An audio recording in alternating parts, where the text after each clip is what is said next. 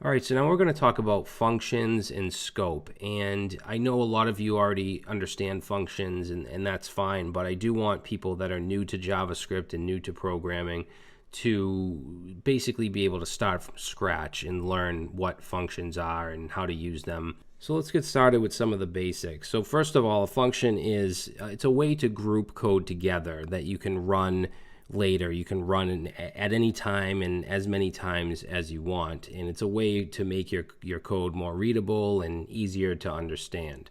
So to create a function, there's actually multiple ways, and I'm going to show you multiple ways. But for now, we're going to do kind of the basic way to create a function, and that's using the function keyword.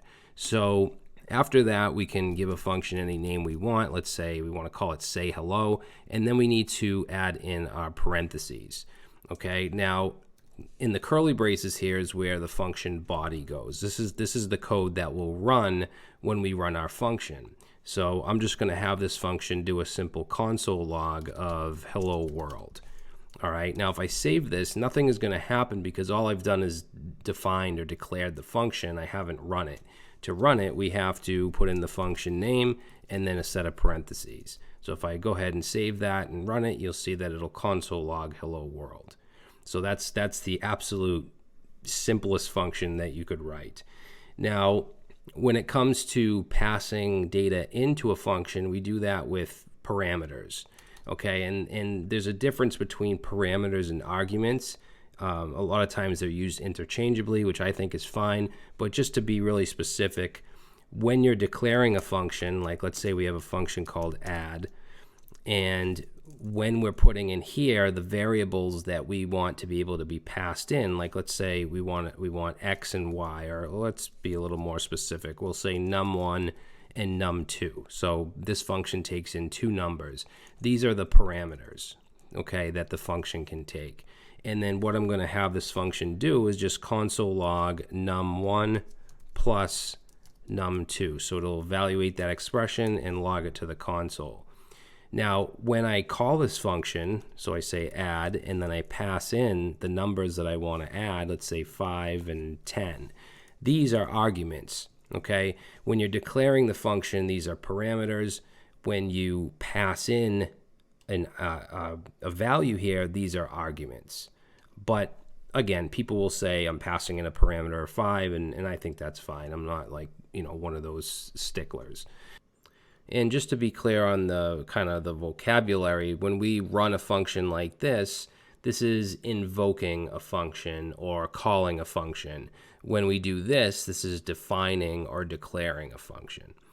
Now, most of the time when we create functions, we're returning some kind of value. These particular functions that I just created, they're not returning anything. They're just simply doing a console log. But usually we'll return something. So to give you an example, let's say function, and we'll call this subtract. Okay, and this is going to take in, again, let's say num1 and num2. And I'll get to scope, but just know that these variables, even though these are the same, it's okay because they're function parameters in different functions. So I can use num1 here and here. I couldn't use it like in the global scope. I couldn't create num1 and then create num1 again.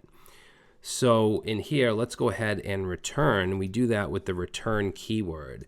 And we're going to return num1 minus num2.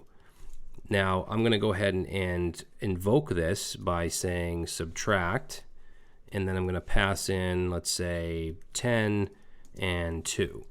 Now, if I save this, we don't see anything in the console because we haven't done any kind of console log. What we did is returned the result of this expression. Now, I'll get into why we return values in a second, but just know that anything we do under this, like let's just console log, we'll say after the return. If I go ahead and run this, we don't see the console log. That's because we've already returned, we've already exited the function, so it's not going to run anything after it. And in VS Code, you can see it's kind of a lighter contrast. Now, the reason we return something is because we want to do something with that value. So in this case, let's say we want to put it into a variable.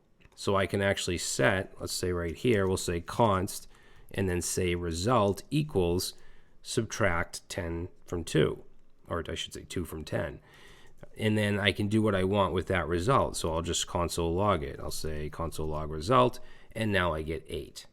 I could also just console log the function. I could say subtract, and let's say, I don't know, 20 and 5. If I save that, I get 15. All right, so instead of console logging from here, this is going to hold whatever the value is that's returned. And there might be cases where you return with no value. You just write return, and that's good for like, let's say you're sending a request to a backend or an API, and you're updating something in a database, and you don't actually need to return anything. You might just return with no value. All right. Now, in the next video, I want to talk more about arguments and parameters. I know I mentioned them here and showed you, the basics, but I want to talk a little bit more about that in the next video.